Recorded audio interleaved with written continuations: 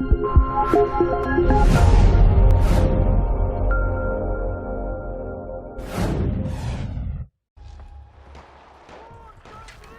would consider ourselves to be good, honest players when it comes to video games. We always do what we're told, and hardly ever go on a murderous shooting spree whilst wearing nothing but some trendy shades and a cool hat.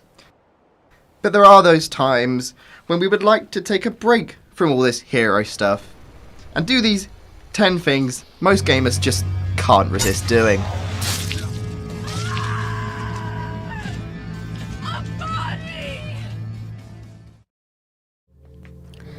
I don't know why this is a thing, but I'd be lying if I said that I wasn't guilty of it.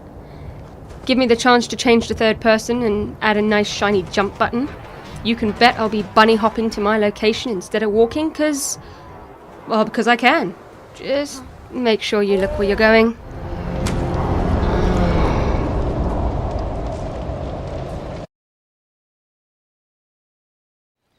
We have all done it. Don't lie and say you haven't. For some reason, there is no better feeling than running over to the enemy you just killed and virtually desecrating it by teabagging his corpse. Where did this even come from? I mean, who was the person sat at a funeral or on a crowded battlefield and thought, I know, let's put my balls in his face? But don't worry, it's obviously a perfectly sane and acceptable reaction. Now, please excuse me while I teabag this Deathclaw.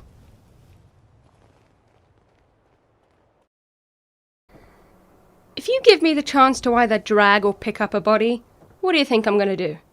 Yep, you've guessed it. Every single person I kill is going in that nice, neat meat pile of totally justified murder.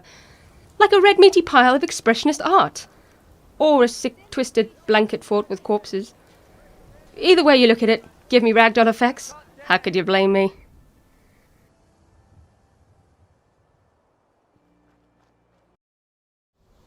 NPCs are a useful tool for any game, and as such are very thought out by game developers. But this is sometimes less effective than they would hope to wish. There are many NPCs who are annoying, terrible people, or just simply in the way. And as video games have taught us, shooting them is by far the best way to deal with this problem. Many NPCs can die. Some NPCs can't, and only a few games really punish you for that. So, let the fun begin. We all know what will happen if we jump off a cliff that has a sheer drop into a nice sharp pile of rocks.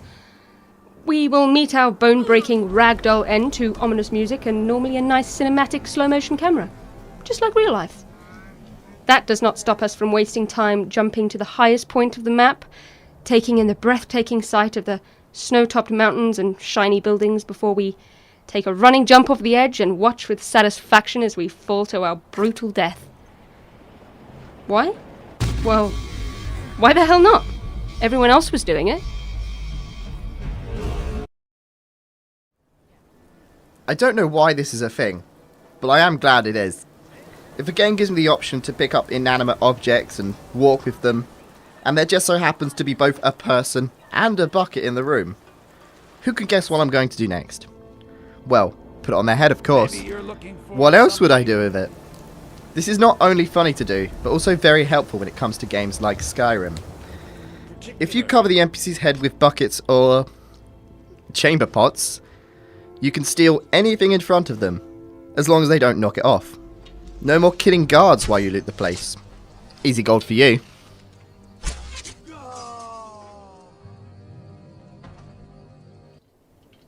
I spent hours creating my character at the start of the game. There's nothing more satisfying than finally getting the end result you wanted. You will either try to create a character that looks exactly like you, or your favourite celebrity. Mine normally ends up looking like the female Commander Shepard. But there are those times where you just can't be bothered to waste all that time creating a attractive looking character and go crazy with the sliders. 'Cause you can. The end result is a man or woman that looks like they just fell face first into a weed whacker. Or just had way too much plastic surgery. Either way, they're a hero. Everybody loves them.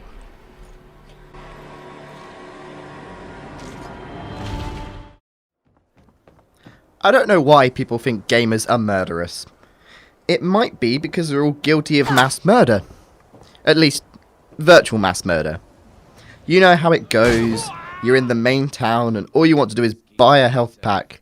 Maybe you need to stock up on some potions after a long heroic journey through a spider-infested cave.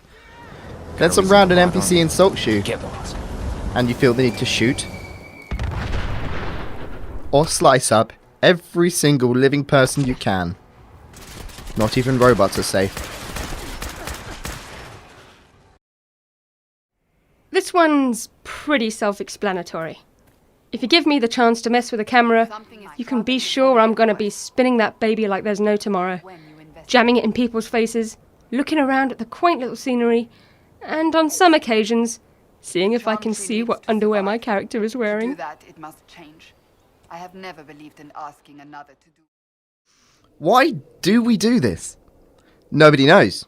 Though we, us being gamers between the age of 1 and 100, still find it hilarious. If there's an option to wear nothing, or nothing but your tighty whities, we'll take it. The practicalities of this are ridiculous. I mean, underwear has little to no protection. It must be very cold, and the blood of your enemies can be very difficult to wash off your skin. So, do everyone a favour, and put a jacket on. Well, that's all folks. 10 things us totally normal, properly adjusted, adult human beings just can't resist doing in our favourite video games. If we missed anything off the list, feel free to tell us in the comments. And if you don't click that like and subscribe button, you kill a puppy. So make sure you subscribe to our channel, and we'll see you another time. Happy gaming!